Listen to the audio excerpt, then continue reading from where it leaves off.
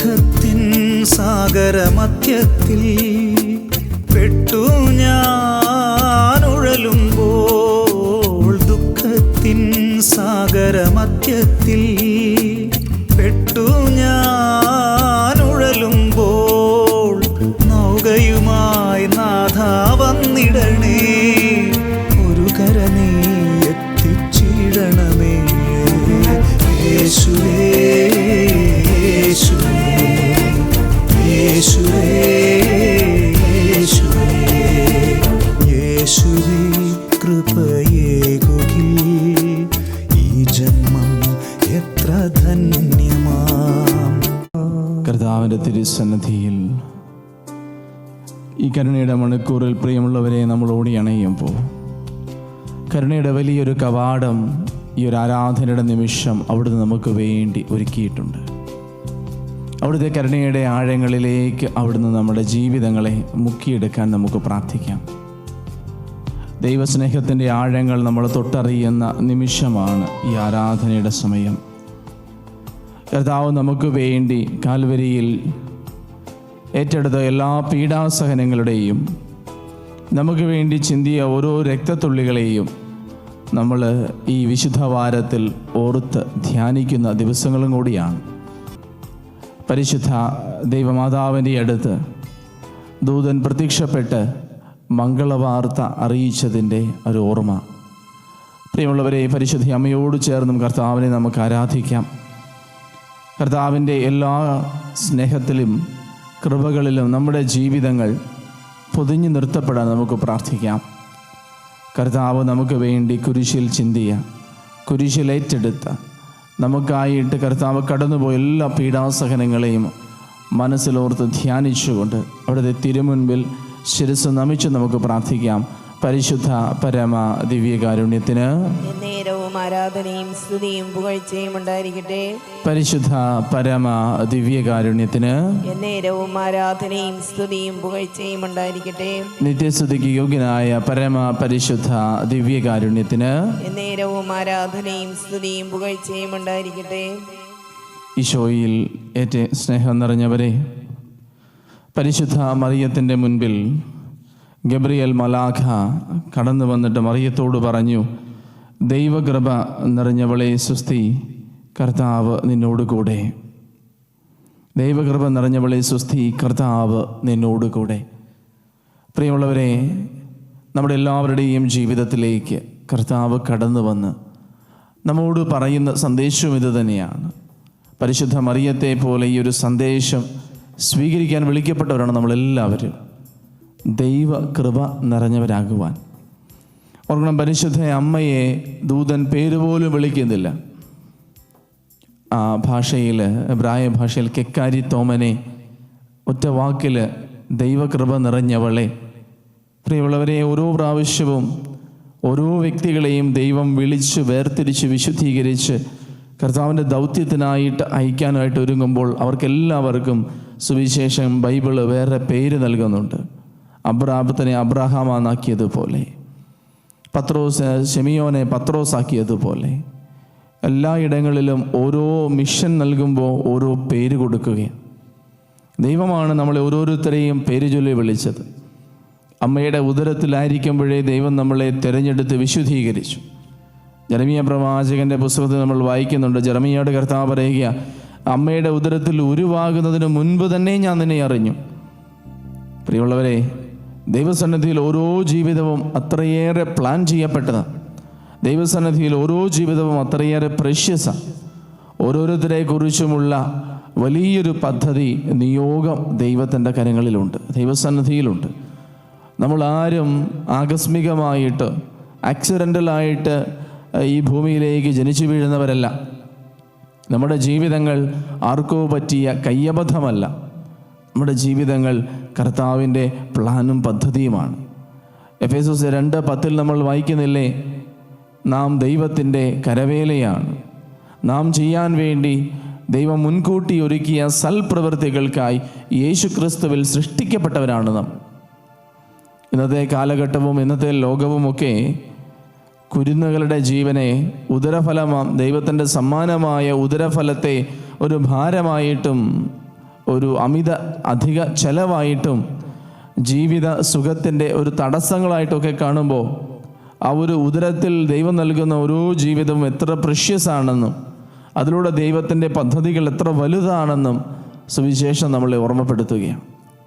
പ്രിയമുള്ളവരെ, പരിശുദ്ധ കന്യകാമാതാവിനെ പോലെ മാലാഖ നമ്മുടെ ജീവിതത്തിലും പ്രത്യക്ഷപ്പെട്ട്, ഓരോ മാലാഖയും ദൈവത്തിൻ്റെ സന്ദേശവാഹകരാണ്. ദൈവ സാന്നിധ്യത്തെ വെളിപ്പെടുത്തുന്നതാണ് ഓരോ മാലാഖമാരും. പരിശുദ്ധ അമ്മയോട് മാലാഖ പ്രത്യക്ഷപ്പെട്ട് സമ്മതം ചോദിക്കുന്നുണ്ട്, ദൈവപുത്രൻ്റെ അമ്മയാകാൻ നീ റെഡിയാണോ?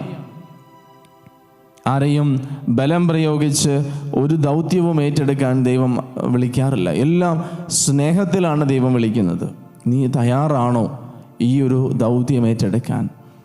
പരിശുദ്ധ അമ്മ ആമേൻ പറയുന്നത് വരെ ആ ദൈവത്തിൻ്റെ ദൂതൻ അവിടെ ഉണ്ടായിരുന്നു. സമ്മതമാണോ അല്ലയോ എന്നറിയണം. സമ്മതമാണെന്ന് പറഞ്ഞതിന് ശേഷമാണ് ദൈവത്തിൻ്റെ രക്ഷാകര പദ്ധതി മറിയത്തിലൂടെ നിറവേറപ്പെടുവാൻ സ്വർഗം തയ്യാറാകുന്നത്. സ്നേഹമുള്ളവരെ, മറിയത്തിന് മുൻപിലൂടെ ഒത്തിരിയേറെ ചോദ്യങ്ങൾ കടന്നു പോയിട്ടുണ്ടാവാം. മനസ്സിൽ ഒത്തിരിയേറെ ആശങ്കകൾ ഉണ്ടായിട്ടുണ്ടാകാം. ഇതെന്തായിത്തീരും? ദൂതൻ മറിയത്തെ അഭിവാദനം ചെയ്തപ്പോൾ മറിയം ചിന്തിച്ചു, എന്താണ് ഈ അഭിവാദനത്തിൻ്റെ അർത്ഥം? മാനുഷികമായ യുക്തിക്കനുസരിച്ച് യാതൊരു കാരണങ്ങളും കണ്ടുപിടിക്കാൻ സാധിച്ചില്ല. ഇതെങ്ങനെ സാധിക്കും? മറിയം പറഞ്ഞു, ഞാൻ റെഡിയാണ്, പക്ഷേ ഞാനിതെങ്ങനെ അറിയും? അപ്പോഴാണ് ദൂതൻ മറിയത്തോട് പറഞ്ഞത്, നീ പരിശുദ്ധാത്മാവിലാണ് ദൈവത്തിൻ്റെ കൃപ സ്വീകരിക്കാൻ പോകുന്നത്. അത്യുന്നതൻ്റെ ശക്തി നിൻ്റെ മേലുണ്ട്. ഇസ്രായേൽ ജനത്തിൻ്റെ കൂടെ ദൈവത്തിൻ്റെ സാന്നിധ്യം അറിയിച്ചത് ഈ ഒരു ശക്തിയാണ്. വാഗ്ദാന പേടകം ഉണ്ടായിരുന്നിടത്ത് അത്യുന്നതൻ്റെ ശക്തി അവരുടെ മേൽ ആവസിച്ചതായിട്ട് വചനം പറയുന്നു. ആ അത്യുന്നതൻ്റെ നിഴലിലായിരുന്നു അവർ ചരിച്ചത്. പരിശുദ്ധ ദൈവമാതാവ് ഈ ഒരു മംഗളവാർത്ത 2 കരങ്ങളും നീട്ടി സ്വീകരിച്ചു. മറിയത്തിനറിയാമായിരുന്നു താൻ ഈ ഒരു മംഗളവാർത്ത സ്വീകരിക്കുന്നത് വലിയൊരു റിസ്ക് ആയിരിക്കാം.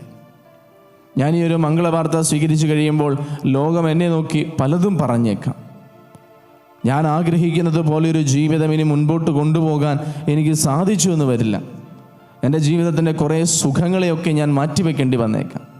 എൻ്റെ ജീവിതത്തിൻ്റെ കുറേ സന്തോഷങ്ങളെയൊക്കെ ഞാൻ ആഗ്രഹിക്കുന്നത് പോലെ എനിക്ക് അനുഭവിക്കാൻ പറ്റിയെന്ന് വരില്ല. ഇനി മുതൽ എൻ്റെ ജീവിതത്തിൻ്റെ കൺട്രോള് പൂർണ്ണമായിട്ടും എൻ്റെ കയ്യിൽ നിന്ന് പോകുന്ന സമയം. എൻ്റെ ജീവിതം ഇനി ദൈവത്തിൻ്റെ കരങ്ങളാൽ നയിക്കപ്പെടാൻ പോകുന്ന നിമിഷമാണ്.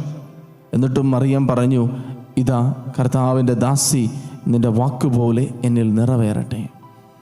മറിയം ദൈവത്തിന് മുൻപിൽ സമർപ്പിച്ചത് തനിക്ക് ദൈവം ഏറ്റവും അധികം സ്വാതന്ത്ര്യം തന്നിരിക്കുന്ന തൻ്റെ വ്യക്തിത്വത്തെയായിരുന്നു, തൻ്റെ സ്വാതന്ത്ര്യത്തെയായിരുന്നു. തീരുമാനമെടുക്കുവാനും തൻ്റെ ഇഷ്ടമനുസരിച്ച് ജീവിക്കുവാനുമുള്ള തൻ്റെ എല്ലാ സ്വാതന്ത്ര്യത്തെയും മറിയം ദൈവസന്നിധിയിൽ സമർപ്പിച്ചിട്ട് പറഞ്ഞു, ഇന്നു മുതൽ എൻ്റെ ഇഷ്ടമല്ല, ദൈവത്തിൻ്റെ ഇഷ്ടം നിറവേറട്ടെ. ഇന്നു മുതൽ എൻ്റെ ആഗ്രഹങ്ങളല്ല, ദൈവത്തിൻ്റെ പദ്ധതി നിറവേറപ്പെടട്ടെ. ഇന്നു മുതൽ എൻ്റെ താല്പര്യങ്ങളല്ല, ദൈവഹിതം ഞാൻ ജീവിക്കും. സ്നേഹമുള്ളവരെ, നമ്മുടെ ജീവിതത്തിലും നമുക്കും മംഗളവാർത്തയുണ്ട്. ദൈവം നമ്മളെ വിളിക്കുന്ന ഓരോ ജീവിത മേഖലകളും ഒരു മംഗളവാർത്തയാണ്. നമ്മുടെ ജീവിതത്തിലും ദൈവം നമ്മുടെ മുൻപിലേക്ക് മംഗളവാർത്തയുമായിട്ട് കടന്നു വരുമ്പോൾ അത് മാലാഖയായിരിക്കാം, അതൊരു പക്ഷേ അപ്പനോ അമ്മയോ ആയിരിക്കാം, ഒരു വൈദികനോ സന്യസ്തനോ സന്യസ്തയോ ആയിരിക്കാം, ടീച്ചറായിരിക്കാം, കൂട്ടുകാരായിരിക്കാം, പ്രാർത്ഥിക്കാനിരിക്കുമ്പോൾ ദൈവം തരുന്ന സന്ദേശങ്ങളായിരിക്കാം, വചനം തുറക്കുമ്പോൾ ലഭിക്കുന്ന വചന സന്ദേശമായിരിക്കാം. എൻ്റെ ഹൃദയത്തോട് സ്വർഗം എപ്പോഴും മന്ത്രിക്കുന്നുണ്ട്. എന്നോടും നിങ്ങളോടും എപ്പോഴും മംഗളവാർത്തയുമായിട്ട് ദൈവം കടന്നു വരുന്നുണ്ട്. ചോദ്യം ഇതാണ്, നിൻ്റെ മംഗളവാർത്ത സ്വീകരിക്കാൻ നീ തയ്യാറാണോ? ഓർക്കണം, മംഗളവാർത്ത മറിയത്തിനല്ലായിരുന്നു മംഗളവാർത്തയായത്. മറ്റുള്ള എല്ലാവർക്കും അത് മംഗളവാർത്തയായിരുന്നു. ലോകത്തിനത് മംഗളവാർത്തയാണ്. ഇത് വായിക്കുന്ന നമ്മൾക്കത് മംഗളവാർത്തയാണ്. നമ്മുടെ ജീവിതത്തിന് രക്ഷകൻ പിറക്കാൻ പോകുന്നു. ആ രക്ഷകൻ്റെ ജനനം നമുക്ക് മംഗളവാർത്തയായിരുന്നു. എന്നാൽ 14 വയസ്സുള്ളൊരു ബാലിക താൻ നാളെ ഗർഭിണി അല്ലെങ്കിൽ അടുത്ത ദിവസങ്ങളിൽ ഗർഭിണിയാകുമെന്നറിയുന്നത് ഒരു പക്ഷേ വളരെ ഉദ്വേഗം നിറഞ്ഞ ഒരു ചിന്തയും വാർത്തയുമായിരുന്നു.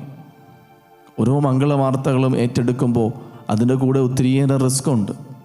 ദൈവത്തിനു വേണ്ടി ഞാൻ ജീവിക്കാനായിട്ട് ഇറങ്ങിത്തിരിക്കുമ്പോൾ അതെനിക്ക് ഓരോ നിമിഷവും കുളിര് കോരുന്ന അനുഭവമായിരിക്കുകയല്ല. അതെനിക്ക് ഓരോ നിമിഷവും ഒത്തിരിയേറെ വെല്ലുവിളികൾ നിറഞ്ഞ പാതയായിരിക്കാം. ഒരു പക്ഷേ പരിഹസിക്കുന്നവരുടെയും പുച്ഛിക്കുന്നവരുടെയും ഇടയിലൂടെ ഒറ്റയ്ക്ക് ഞാൻ നടക്കേണ്ടി വന്നേക്കാം. ലോകമൊന്നും എൻ്റെ കൂടെ നിൽക്കണമെന്ന് ഒരു ഉറപ്പുമില്ല. എങ്കിലും മറിയത്തെ സംരക്ഷിക്കാൻ യൗസേപ്പ് പിതാവിനെ സ്വർഗം നൽകിയതുപോലെ ദൈവം നമ്മുടെ കൂടെ എപ്പോഴും നമ്മളെ സംരക്ഷിക്കാൻ കൂട്ടുണ്ടായിരിക്കും. പക്ഷെ നമ്മുടെ മുൻപിലുള്ള വെല്ലുവിളി ഇതാണ്: സ്വർഗം നമ്മുടെ മുൻപിൽ തരുന്ന മംഗളവാർത്തയെ സ്വീകരിക്കാൻ ഞാൻ തയ്യാറാണോ? എൻ്റെ ഇഷ്ടങ്ങളെ മാറ്റിവെക്കാൻ ഞാൻ തയ്യാറാണോ? എൻ്റെ ജീവിതത്തിൻ്റെ ആഗ്രഹങ്ങളെയും ചില സ്വപ്നങ്ങളെയും ഒക്കെ ഞാൻ വിചാരിച്ചതുപോലെയല്ല, ഇനി ദൈവം വിചാരിച്ചതുപോലെ നടക്കട്ടെ എന്ന് പറയുമ്പോൾ എന്നെ തന്നെ ദൈവസന്നിധിയിൽ ബലി കഴിക്കാൻ ഞാൻ തയ്യാറാണോ? ഓരോ വിവാഹത്തിലും പൗരോഹിത്യത്തിലും സന്യാസത്തിലും ദൈവത്തിന് വേണ്ടി ഏറ്റെടുക്കുന്ന ഓരോ ദൈവവിളിയിലും നമ്മളെല്ലാവരും സ്വയം ബലിയാകുന്നുണ്ട്. ഞാനത് തിരിച്ചറിഞ്ഞ് സന്തോഷത്തോടെ ഇതിനെ മംഗളവാർത്തയായിട്ട് സ്വീകരിക്കുമ്പോൾ മറിയത്തെ പോലെ സകല ജനങ്ങൾക്ക് വേണ്ടിയിട്ടുള്ള രക്ഷ ദൈവം എന്നിലൂടെ പൂർത്തിയാക്കും. ഞാൻ ഓരോ നിമിഷവും ദൈവസന്നിധിയിൽ ദൈവം എനിക്ക് തരുന്ന മംഗളവാർത്തകളെ സ്വീകരിച്ച് സ്വയം ബലിയാകുമ്പോൾ, സ്വയം സമർപ്പിക്കുമ്പോൾ, ദൈവഹിതത്തിനോട് ആമേൻ പറയുമ്പോൾ എൻ്റെ ജീവിതത്തെ അനുഗ്രഹമായിട്ട് സകല തലമുറകളിലും അനുഗ്രഹമായിട്ട് ദൈവം ഉയർത്തും. നമുക്കും ദൈവസന്നിധിയിൽ ഈ നിമിഷം പ്രാർത്ഥിക്കാം. പരിശുദ്ധ മറിയത്തെ മംഗളവാർത്തയിൽ വിളിച്ച കർത്താവേ, ആ പരിശുദ്ധ അമ്മയെപ്പോലെ അവിടുത്തെ തിരുഹിതത്തോട് ആമേൻ പറയുവാൻ ഞങ്ങളെയും നീ ശക്തിപ്പെടുത്തണമേ. കാരുണ്യവാനായ കർത്താവേ, ഞങ്ങളുടെ യോഗ്യത നോക്കിയല്ല, ഞങ്ങളുടെ കഴിവ് നോക്കിയല്ല അങ്ങ് ഞങ്ങളെ സ്നേഹിക്കുന്നത്. ഞങ്ങൾക്കതറിയാം. അങ്ങയുടെ സ്നേഹം തിരിച്ചറിയുവാൻ, അങ്ങേക്ക് ഞങ്ങളെക്കുറിച്ചുള്ള വലിയ പദ്ധതി തിരിച്ചറിയുവാൻ ഞങ്ങൾ ആകസ്മികമല്ല, ഉപേക്ഷിക്കപ്പെട്ടവരല്ല, വെറുക്കപ്പെട്ടവരല്ല, തള്ളപ്പെട്ടവരല്ല, തഴയപ്പെട്ടവരല്ല. ദൈവസന്നിധിയിൽ പേര് ചൊല്ലി വിളിക്കപ്പെട്ടവരും വിശിഷ്ടരും പ്രിയപ്പെട്ടവരും അമൂല്യരുമാണെന്ന ബോധ്യം ഞങ്ങൾക്ക് തരണമേ. പ്രിയമുള്ളവരെ, നമുക്ക് ഓർക്കാം, ഈശോയുടെ സാന്നിധ്യം ഏറ്റവും ആദ്യം തിരിച്ചറിഞ്ഞത് ഉദരത്തിലായിരുന്ന ഒരു ശിശുവാണ് സ്നാപക യോഹന്നാൻ. ഈശോയെ ഏറ്റവും അധികം ധ്യാനിച്ചതും ആരാധിച്ചതുമൊക്കെ വിശുദ്ധ യൗസേപ്പ് പിതാവായിരുന്നു.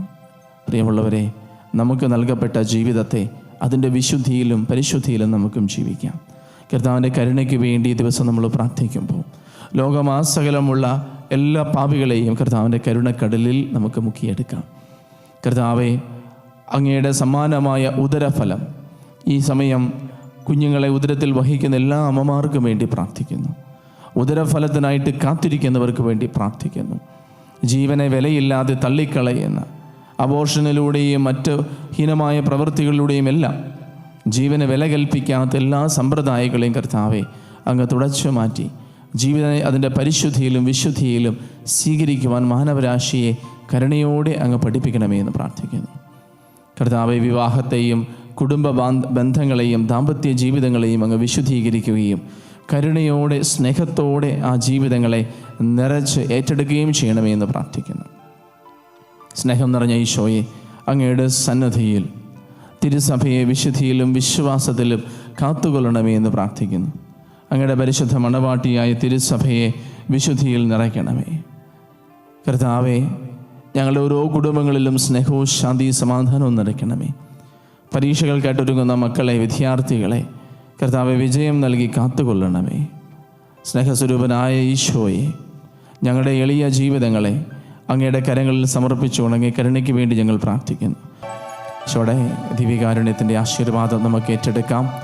നമ്മളായിരിക്കുന്ന ഇടങ്ങളിൽ മുട്ടിന്മേലായിരുന്നു കൊണ്ട് കരങ്ങളെ മാറോട് ചേർത്ത് വെച്ച് കർത്താവിൻ്റെ അനുഗ്രഹവും കൃപയും ഏതൊക്കെ ജീവിത മേഖലകളിലേക്ക് ഒഴുകണമോ ആ മേഖലകളെല്ലാം സമർപ്പിച്ച് ഈശോയെ, ഞാൻ അങ്ങയിൽ ശരണപ്പെടുന്നു എന്ന് പ്രാർത്ഥിച്ചുകൊണ്ട് അവിടുത്തെ ആശീർവാദം നമുക്ക് ഏറ്റെടുക്കാം.